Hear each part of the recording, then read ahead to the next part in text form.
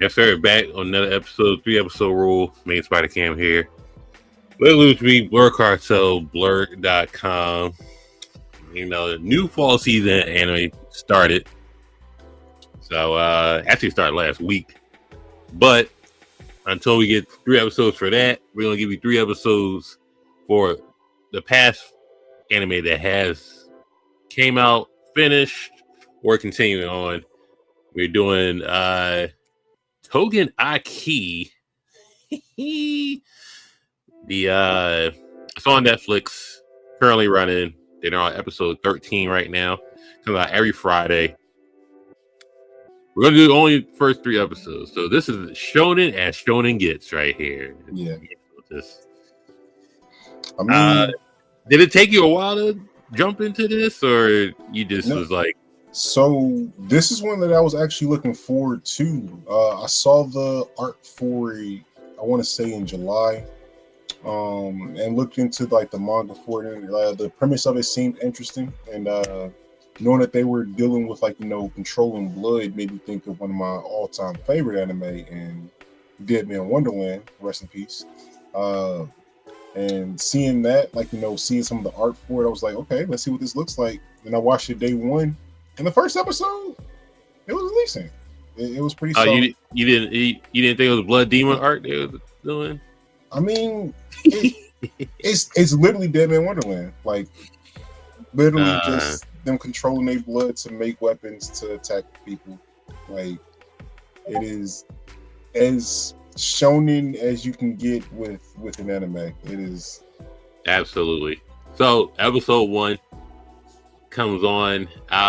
You see a guy wrapped with a baby wrapped in his arms, and it's kind of a disagreement with his partner, and just goes off. Well, after that happens. First off, we talk about how the Oni was taking over the lands, just butchering humans, and the Momotaro was the one going around killing the Oni, and this is just been spanned on to generations and generations so far, so that they made the Momotaro Agency, which is just these are fly ass niggas. I give them that. So these are fly ass niggas just hunting down Onis, and the Oni was so scared for their life they masquerade as humans to try and stay away from the Momotaro. So it gives you the idea that all right, Momotaro's bad, the Onis are good. It's not really like that, but you guys, that's beyond the episode 3. They are both bad in some way, shape, or form, and they both have a side that you'd be like, all right, I can see why they're doing this versus why they're doing that. I think the Oni do try and better themselves, and I guess that's why when you go to episode 3 with the school, that's where you can see that. But first episode goes, you see Shiki. He is the main character of the show. Got a gun coming. You think he's an arms dealer the way his room's set up, but it's all props. He all got gun props up there. He gets expelled from school for whatever reason. We don't know. So he's expelled from school. He says, fuck it. He just your typical shonen MC young boy. So his dad comes in just like, oh, you're full of shit, you're a bum, how you get expelled.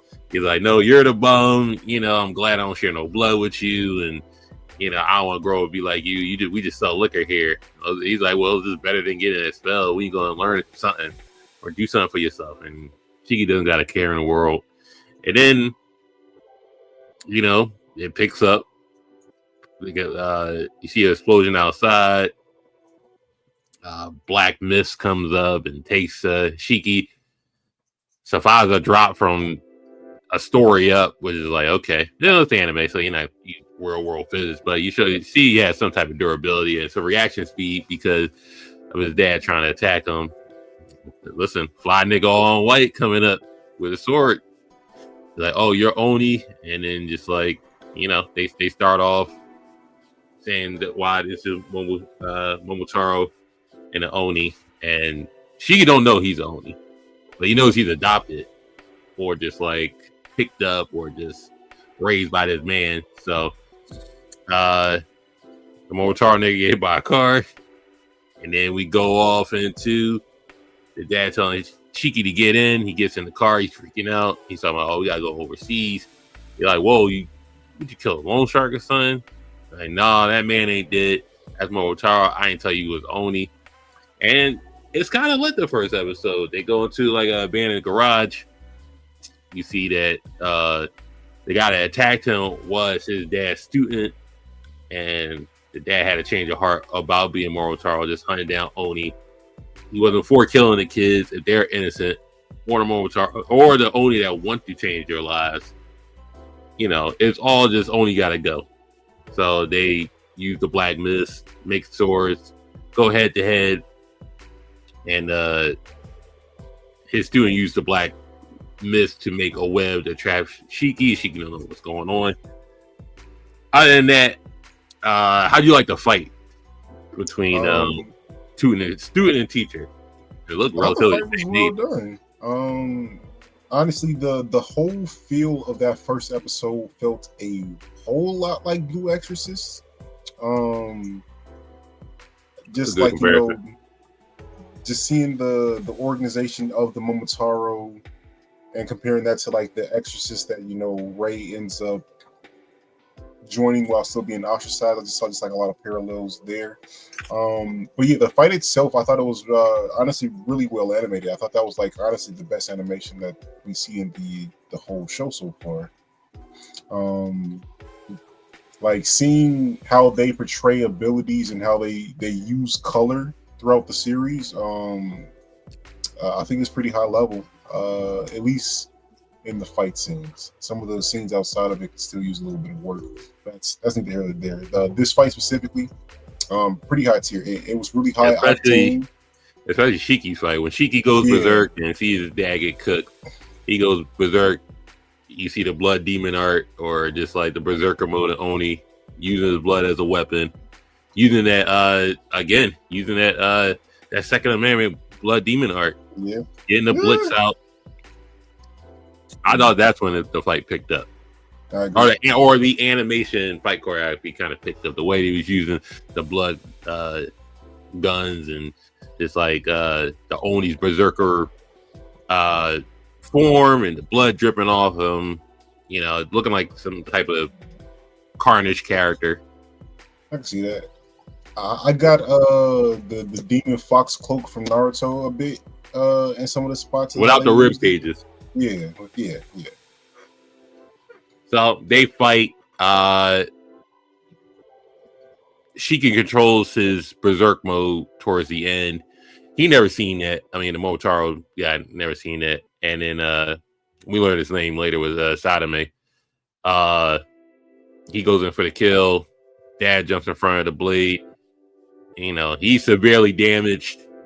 So, I mean, you get people coming up here seeing what's going on. And the Momotaro are a secret organization. Of course, they don't want to get noticed by the public, so he dips off.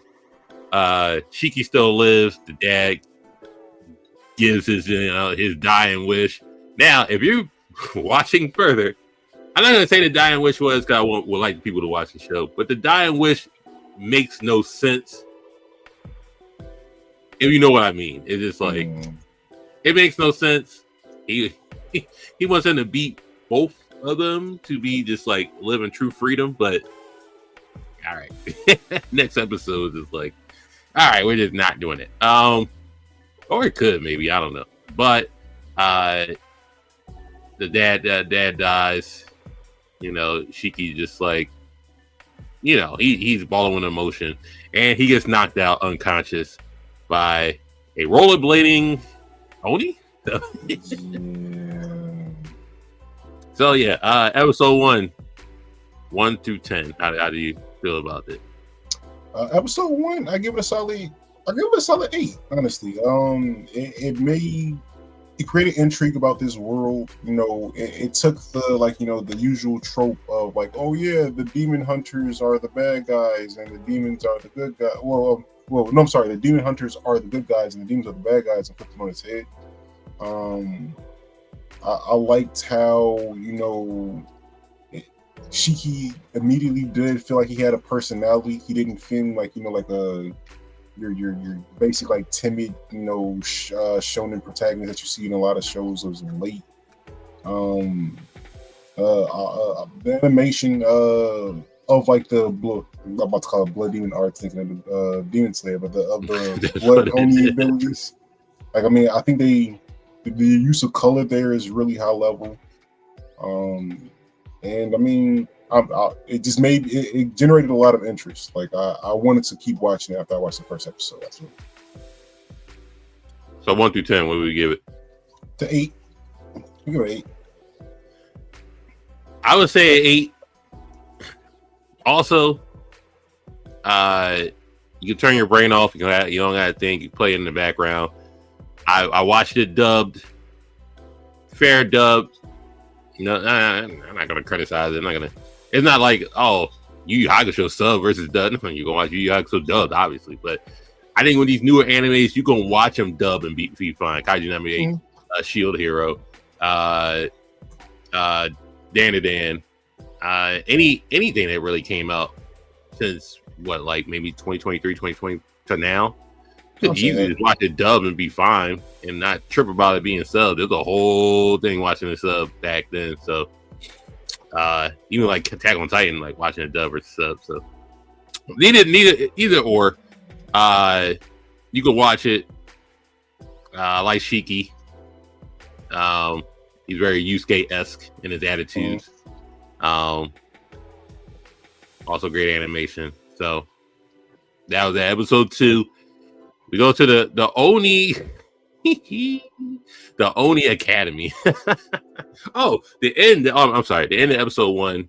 You see mummified humans with speakers in their throats, talking about the Momotaro, and we gotta kill these filthy Onis. And then you see the principal of the Onis talking to the roller skating Oni. Talking about, you got a clash actually this time. So, what's the thoughts on that? You gotta get the failed applicants. You actually got an actual class to go with, and then that goes in episode 2. Chiki's tied up, and you see Naito, the roller skating Oni. That's very season 1 Kakashi.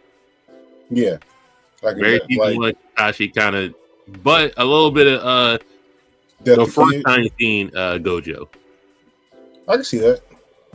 He was made to come off as like just super skilled within the verse. Like he had like the reputation that you like of the copy ninja of Kakashi. He had the like aesthetic and personality of Death the Kid from Soul Eater to me though. Like he just gave vibes of him heavily to me. But yeah, like I just thought it was just really random just seeing this guy with an umbrella and roller skates. I was kind of doing 1,300 push-ups. Yeah, with one-handed push-up on the tip of the umbrella. It's like, how strong is this umbrella? Yeah, it was a typical umbrella. It ain't worth shit. But he wakes up and just like, well, I didn't want to talk to you while you was half asleep, so I just let you rest. I wouldn't get the full conversation from you that I needed. And then he was really logical, really straight to the point, really just like point deductions for this, point deduction for that. I like, well, you're really a dumbass. Well, you're really stupid. Oh, you're just a really moron. It's just like, you don't use your brain much, do you? It's just like very straight to the point. And then you see these are the total opposites talking. Cool, calm, collective, logical versus irrational, loudmouth, inexperienced, one point of interest in his mind. And if the way we're going with just like the way your blood to activate your Oni awakening is supposed to work, you got to control your emotions a lot to not go berserk and use all your blood up. You got to be logical and use your blood demon art to the best of your abilities to conserve blood. Even though Onis have more blood than humans, it's the best way to conserve it and don't pass out. So he starts interrogating them and just like, I don't see that this is a waste of my time. How you do the things you do, and Shiki just saying, I only got one thing on my mind, and just like kill the guy to kill my dad. It's like, oh, well, you just got revenge in your mind. I don't think you're a worthy applicant. And then he takes off his tie and starts choking the life out of Shiki to try and get his blood demon art to activate. Yes, I keep calling it a blood demon art. Until episode 3, you get the actual name for it. But for right now, it's a blood demon art. So he starts choking him out. Shiki faints, going unconscious to try and distract Naito. He does such, and of course Naito, he does his little blood demon art was a bloody umbrella dripping down. I thought that was some good animation right there. So he said, well, if I let my guard down, this will be a fatal attack. So I see how how unskilled you really are in combat. So Shiki is, and that's why I say Yusuke-esque. He's very unorthodox in combat. He's going to go to the last possible what a logical person would think of in combat. And there is a scene where Shiki is running up on Naito, and Naito's counting down the things he could do. Well, he could go low and try to take my legs out, or he could feint to the left or right to try and catch me unguarded, or he could jump over the umbrella with the blood spikes coming out of it and attack me from above, or he could do this. And then Shiki does that, jumps off the umbrella. Oh, he's going to go for number 3. That was predictable. It doesn't matter. And Shiki feints it and activates his blood demon art, which was using the making his arm just a hand cannon. And of course, big flex for Naito, blocking with one finger. He's like, oh, that's interesting how you did that. Because beforehand, Shiki did go berserk on him. Naito could care less. It's just like Shiki realizes Naito's on a different level, so he tries to be a student. He begs to be a student, and how do you feel as though that relationship between a superior and somebody with Shiki's capabilities, stuff like that, versus maybe like a Biscuit and a Gong, or just like Genkai and Yusuke? Because these are the first 2 encounters, and in most anime, you just with a student and teacher, you get like somewhat of that encounter. Is like, oh, this guy's really rough around the edges, but he has potential, so I like it, and I'm gonna try and see what I can do to it. Naito don't give a fuck. He's just like, well, you barely pass, but I wasn't gonna make you my lackey. I'll try and make you my student. So how you like those dynamics? How do you like that action scene? Because they did have an off-screen battle. Whole dormitory was messed up at that point. So how do you feel about that? I thought that their dynamic early on felt really unique. Typically, like, you have either, the student that is already like super interested in the person that they're getting trained by, like like a Deku when he first meets All Might. But just seeing that like this complete disinterest there was a unique experience there. But by the end of it, their relationship really kind of reminded me heavily of like a Itadori and Gojo, where like yeah, you're crazy rough out around the edges. Like, this is actually a risk, but I think you have potential. So I'm gonna keep you alive because I'm just that guy. Yeah, I think this beyond the action, and I think the communication was laughable. And then jokingly, just like you're watching, you're laughing at Shiki being just so irrational, so out there. He gave the what's my guy from Shinron? When Shinron laughs or smiles, he looks really demonic or devilish. Like, Shiki has that also, because 1, he can't cover his horns up yet, and 2, he just really can't control his emotions. Like, he had that type of parenting to just control his emotions and just be level-headed. Daisy showed a scene to where I think that was in the 3rd episode, where Oni usually just like not going berserk, just like controlling his emotions to the point, just like, all right, so that's the berserk personality right there behind this door. You got the guarding that emotion, and then you have your typical emotions to use your blood demon art, where Naito can just do that shit. And Shiki, he just fuck it. We go prison riot, get this nigga out of the solitary confinement. We need him out here now. So he does grow past that to where he has the capability. He was like, oh, he could turn on berserk mode like that. Well, that's not real rational. I didn't typically think he could do that. He's like, listen, you go berserk again, it's raps. And then she could just like, I'm not gonna go berserk ever again. Just like, I'm trying to take this seriously. I'm trying to avenge my dad and all that. So just let him be your student. And Naito complies, and those he's very. I think he has a unique character design with just the rollerblades in general. It's not he's doing no fucking rollerblade. And word to wise, he does not take them off whatsoever. Yeah, like his whole appearance is very outlandish. Like it's almost One Piece-ish, just like with how jarring it is versus everybody else's like aesthetic. But it's not bad though. Like I don't think he's a bad character. I don't think anything about him is necessarily wrongly done. It's just it does take a second to get used to it, like the dichotomy between how logical and rational he is as a character, but how crazy he looks and what his fighting style is. Because again, like a bloody umbrella and roller skates, like I don't connect that to being a skilled fighter, but I mean, oh yeah, he gets busy later on. Yeah, he's real. He's a real one. So he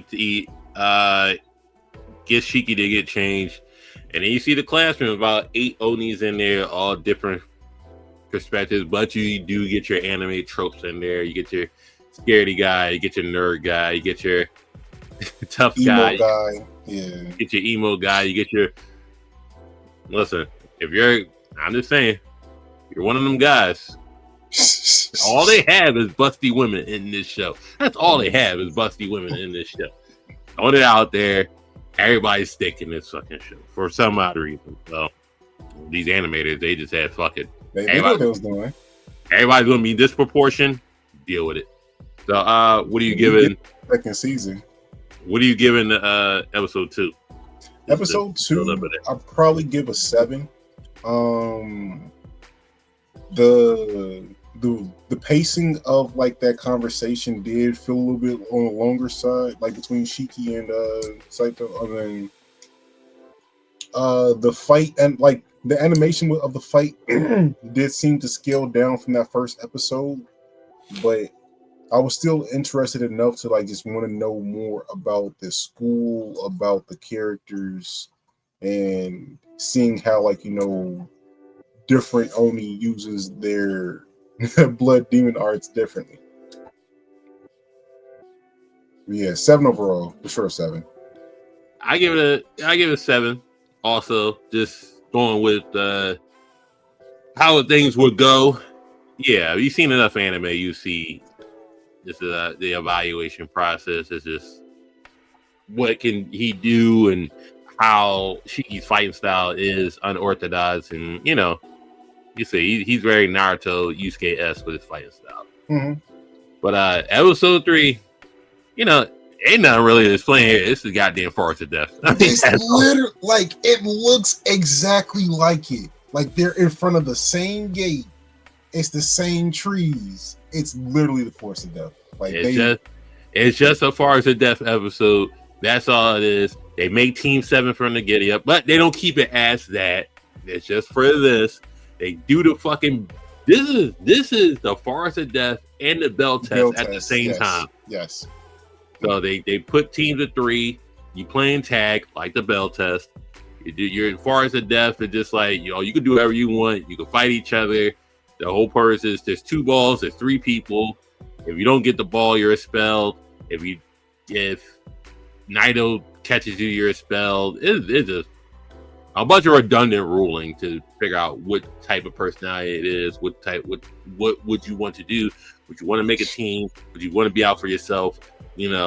And they do such, and they name all the other students, but obviously team one, it started with the girl Hamare, Jin, and Shiki. And Jin is the guy with the bandage, not bandages, but he has the he has the COVID-19 black mask on him, and he's very Sasuke as he is Sasuke. I mean, whatever. So it's like not in ocular wise, but just an attitude, a very Sasuke season 1 attitude-esque. I have one goal in mind, that's it. Fuck you other niggas, that's all. Shiki is the guy, is Naruto at this point, because Jin insulted, I can never get this girl's name. Hamare. Jesus Christ. So Hamare is, so she has the pink hair, she's Sakura, but she acts like Hinata. Yeah. Right. So imagine Hinata being in Team 7 at this point. But she has the pink hair, and she thinks she's worthless. She thinks she's just like a piece of shit. She's just like, don't mind me. And it's like Jin insults her. Of course, Shiku's going to take up for her. And that's very Naruto-esque of him taking up for her Sakura at this point. So don't worry about the other students. They know they get introduced, but who gives a fuck? They're not in this episode whatsoever, except for reacting to big attacks. So Naito throws the balls. They get in there. Of course, Shiki and Jin start fighting, and then you see Jin's. Now they call it the fucking blood eclipse release.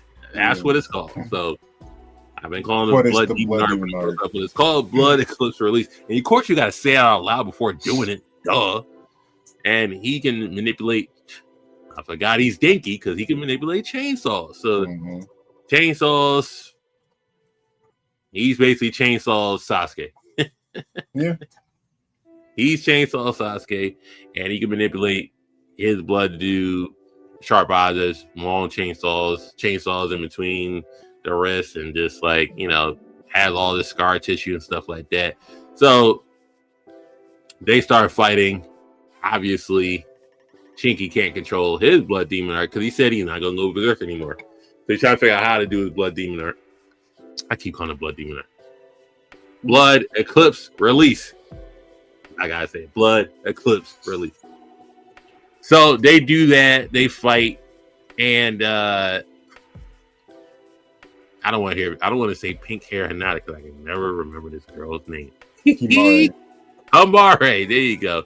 Hamare walks into the fight, and she almost gets cut down by a projecting chainsaw. So unlike Denji, Jin can do projecting chainsaws, and Shiki blocks it and just like, hey, apologize to her, and she goes into this like flight or flight mode, and then she immediately goes to flight mode, and she has like a big sister protector complex or trauma that her blood eclipse release is her big sister manifesting out of her body as blood, protecting her, and it's like a big freaking blood golem just attacking both of them. So it's the inner Sasuke, inner Sakura from like super early Naruto, but like actually like real life in person. Like yeah, I forgot that was a thing. But yeah, Hamare just counter on the ground. You two should run. And no, they're not gonna run. They're gonna fight this big coagulating fucking blood golem thing. And you see Naito in the background, just like, well, let's see how this plays out. And she's using more blood than normal, so she starts passing out. And Jin's really just like trying his best to attack it head on.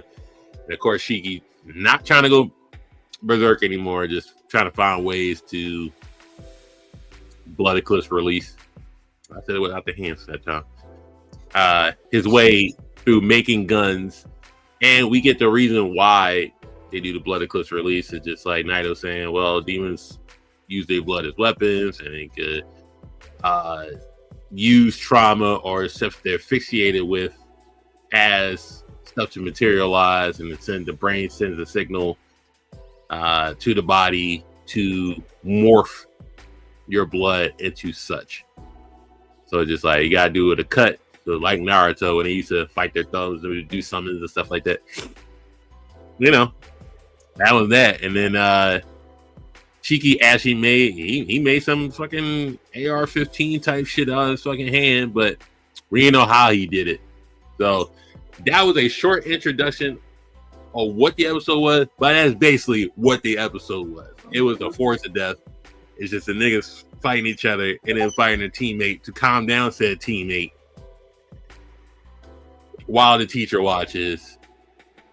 And you get some good dialogue with Shinji and Jin and stuff like that. So, how do you feel about the third episode? The third episode, I'll still probably give that one a 7.2, just because it's like, when I was like, it's like they didn't even change anything. They took the literal scenery from the Force of Death and said, we're gonna do the bell test here. Like, not a whole lot of, for lack of a better word, effort there.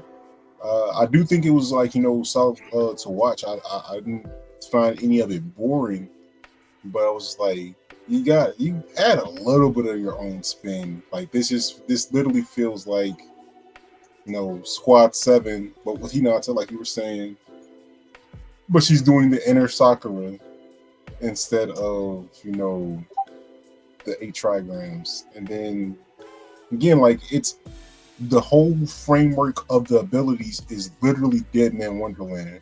So it's just like, I've seen this episode, even though I've never seen this episode. Right. So yeah, but solid 7. Definitely entertaining. If you haven't watched all the other anime that we like talked about that accumulate into this episode, not watch Naruto. Yeah, I mean, some people haven't. There's shit. Yeah, I mean, it does feel like the starter pack at this point. But Naruto is just like the easiest latch point for a lot of people. Sasuke Dipayo. Yeah, but this is 7. Like it didn't do anything bad, but it didn't do anything new. So, yeah, that's the best I can give it. It ain't free rent. Oh no, season 2 in January. All right, listen, I'll be ready for that. Yeah, equally a 7, even though the tropes were troping in this motherfucking episode, but it was fine. Like I said, it's not a bad show. It's very background noise-esque, but that's just the 3 episodes. I argue with episode 4 too, but once they get popping with these Momotaro niggas, oh yeah, you get to see some Orochimaru type niggas, and not like physically, but just like the scientific aspect of just like being so devious. But yeah, this show I think is worth watching. It'll have you cheering either for the Momotaro or Oni. It's not cut and dry who you know or the good guys or the bad guys. They, I think just the Oni are trying to take a different path in life, than not go berserk and but they had to defend themselves at the same time because the Momotaro got a super hard on killing them. So, but with the backstories to the Momotaro, you can get why they feel the way they do because of these berserk Oni. So it's just like it's yeah, at this point, not 6-7, but it's yeah, it's a watch. I would say it's a watch. It's on Netflix. All the episodes are there for right now. You can. It's likable characters. The story's straightforward. It's got something for the gooners. Oh goodness, when it towards that too, but towards there's one fight, boy. Oh my goodness, the plot armor was so thick in that fight. Like, nigga, come on. But that's later on. I'll say that it's fine. It's worth watching. You're not gonna be like, oh, that was a waste of my time. I'll say give it. Yeah, I would say watch it. Add a 3-episode rule. If you're gonna do that, I would say watch it. Yeah, absolutely. If you're a shonen fan, if you want a story that is easy to follow along with, that feels familiar, you want characters that are colorful and entertaining, but you're not looking for like something like super deep where it's getting into the weeds of like some real shit, turn this on. Great background. You can't necessarily watch this with the whole family. It's got some things in there that's not like, kid friendly completely. But if you got a teenage kid, sit down and watch it with them. They'll laugh, you'll laugh. It'll be some cool fights. I definitely recommend this show. But yeah, 3-episode rule, we're recommending the Tougen Anki, even though the plagiarism there, but it's egregious. Who hasn't plagiarized an anime? Just saying. But yeah, Lelouch B, Blerd.com, what y'all got going on? He's writing articles. You got the Dinner Now podcast. He's doing a lot, obviously, over there. Anything on the latest of what you got going on? If you are anywhere near North Carolina, we'll be at Aggie Fest this weekend. Next weekend, I'll be down at New York Comic Con with the Players Alliance. So if you're down there, come give me a shout out. Let's make some content. Not OF content, just regular content. And yeah, let's check out Echelon Graphic Novels. We got Briarlands Issue 2 getting ready to release in a few weeks. And yeah, just be on the lookout for Reaper from Charlie. And yeah, catch me here on a 3-episode every week. We're gonna keep rolling. Yes, sir. Man, main spot here. Blerd Cartel top 10. We did top 10 most ambitious anime characters yesterday on Roundtable. We were talking wrestling for Friday Night Year with the Afro Kame. So yeah, go watch the Make It Make Sense podcast with Monterey. Go watch Casual Conversation with Afro Kame, and go watch Welcome to Hollywood with Talia Sensei, and also What It Sound Like with Talia Sensei. And yeah, Wednesdays 8, we do roundtable top 10s and we post the episodes the next day. So listen, just tune in. Everybody got good stuff going on. And we'll be back next Friday, 3-episode rule. We'll do another anime. We'll see. We'll probably pull up something that's not season 2-ish. We'll pull up some season 1-ish. But yeah, we're out of here. Enjoy yourselves. And if you got a show that you really want us to talk about, drop it in the comments. Yeah, we do read the comments. We do take recommendations. Nothing crazy though. I'm not doing no. If you do redo the healer, you might get blocked. I'm not doing no vending machine. Come on, how did that get second season? Bro? I don't fucking know. Listen, that's getting 3. I don't know if I get that hours back of watching it. I'm not entertaining that. No recommendations right now. We're gonna tell you what we're gonna do.